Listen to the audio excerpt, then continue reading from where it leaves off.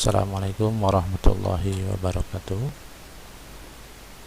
Kali ini kita akan membahas sebuah materi tentang teori belajar humanistik. Sebuah teori belajar yang perlu kita ketahui dalam dunia pendidikan.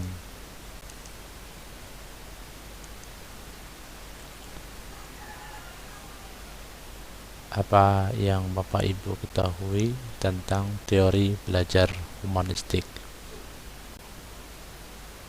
Kita ingat-ingat kembali apa sebenarnya yang dimaksud dengan teori belajar humanistik itu sendiri.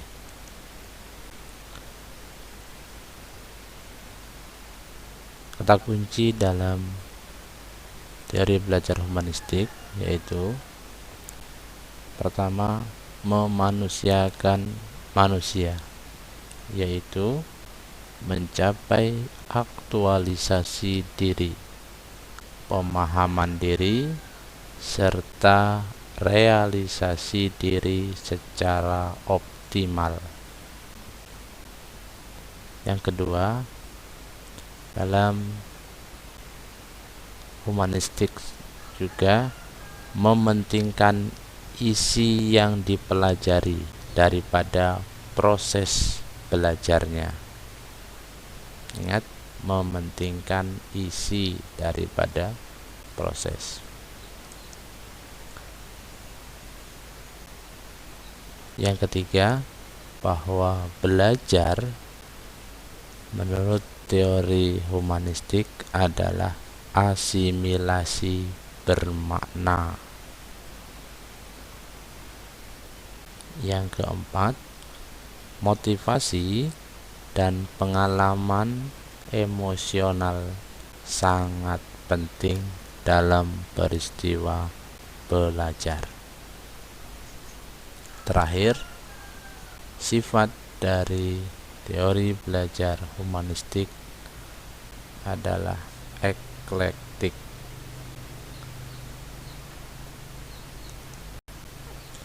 Siapa saja tokoh-tokoh dalam teori belajar humanistik? Di antaranya ada Jürgen Habermas, Koch, Bloom, Caldwell, Honey, dan Mumford. Bagaimana humanistik menurut mereka? Yang pertama ada David Koch. Menurutnya, teori belajar humanistik terdapat 4 tahap belajar. Yang pertama, tahap pengalaman konkret. Pada tahapan belajar pengalaman konkret, peserta didik mampu atau dapat mengalami dan menceritakan peristiwa apa adanya tanpa tahu hakikatnya. Yang kedua, tahap pengamatan aktif dan reflektif. Pada tahapan ini, observasi terhadap peristiwa semakin aktif dan berusaha untuk mencari jawaban dan melakukan refleksi tentang bagaimana dan mengapa hal itu terjadi. Yang ketiga, tahap konseptualisasi. Pada tahapan belajar yang ketiga ini, peserta didik berusaha berpikir induktif, membuat abstraksi, mengembangkan teori, konsep, hukum, prosedur terhadap objek perhatiannya. Yang terakhir yaitu tahap eksperimentasi aktif. Pada tahapan terakhir ini, peserta didik berusaha atau diajak untuk berpikir deduktif dengan mengaplikasikan konsep-konsep teori, aturan main ke dalam situasi-situasi yang nyata. Itulah 4 tahapan. Berikutnya, menurut Peter Hani dan Alan Mumford, membagi 4 golongan orang yang belajar. Yang pertama, kelompok aktivis. Kelompok ini sangat senang terlibat dan berpartisipasi aktif dalam berbagai kegiatan, tujuannya untuk memperoleh pengalaman yang baru. Pikirannya terbuka, mudah bergaul, menghargai pendapat orang lain, namun cepat bosan dan kurang pertimbangan. Yang kedua, kelompok reflektor. Di kelompok yang kedua ini tindakannya sangat hati-hati dan penuh pertimbangan, tidak mudah dipengaruhi dan cenderung konservatif. Yang ketiga, kelompok teoris. Kelompok yang ketiga ini banyak menggunakan penalaran kritis, suka menganalisis, berpikir rasional, kembali ke teori, konsep, hukum, dan tidak suka pendapat yang subjektif. Penuh pertimbangan, tidak suka spekulatif. Kelompok yang keempat yaitu kelompok pragmatis, yakni kelompok yang berpikir praktis, tidak suka panjang lebar dengan teori, konsep, maupun dalil. Sesuatu baik dan berguna jika dapat dipraktekkan dan bermanfaat. Selanjutnya, cara belajarnya menurut Jürgen Habermas dibagi menjadi tipe belajar. Yang pertama, belajar teknis, yaitu belajar berinteraksi, mengelola, menguasai lingkungan dengan benar.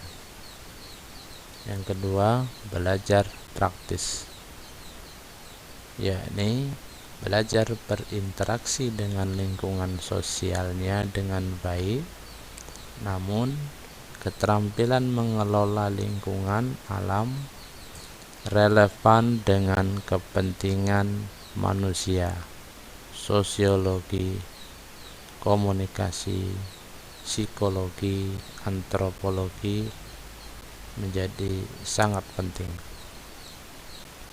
Ketiga, belajar emansipatoris, yakni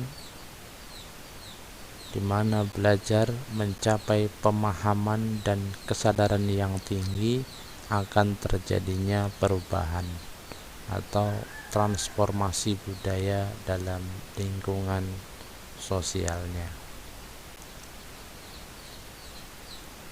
Selanjutnya, domain hasil belajarnya diungkapkan oleh Samuel Bloom dan David Caldwell, membagi 3 domain.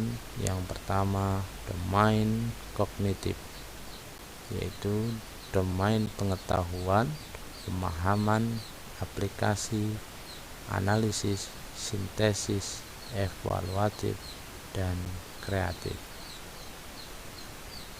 Yang kedua, domain psikomotor,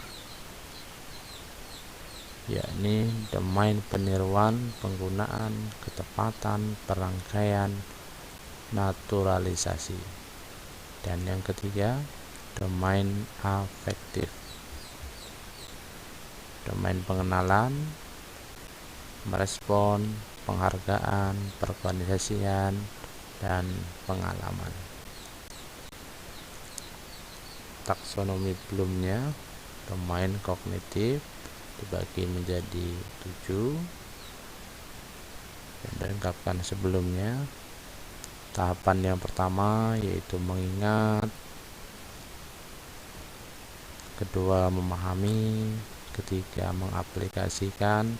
Ya, 1, 2, 3 inilah tahapan yang masih low. Kemudian tahapan yang hotnya dimulai dari menganalisis, mensintesis, mengevaluasi, dan kreatif. Sedangkan domain psikomotornya dimulai dari persepsi, stimulasi sensorik, isyarat dan seleksi, translasi. Nah, 1, 2, 3, 4 inilah yang masih low-nya. Yang kemudian dari mulai 5, kesiapan, respon, terbimbing, mekanis, respon kompleks, dan adaptasinya 5, 6, 7, 8, 9 dinilai sebagai psikomotorik yang hot.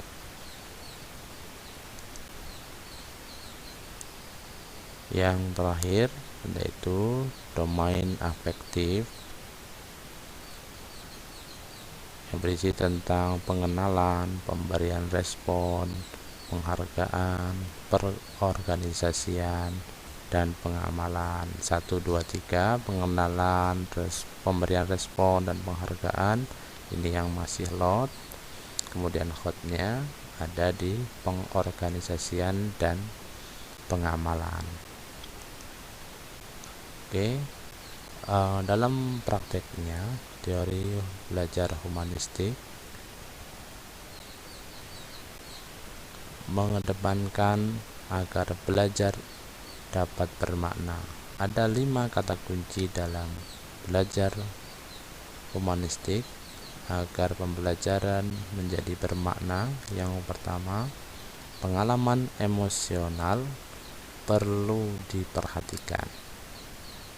Yang kedua, perbedaan perlu dihargai. Ketiga, ada kebebasan berpendapat. Keempat, keterlibatan aktif siswa dalam setting belajar. Kelima, belajar eksperiensial. Nah, itulah pembahasan kita tentang belajar humanistik. Semoga bermanfaat.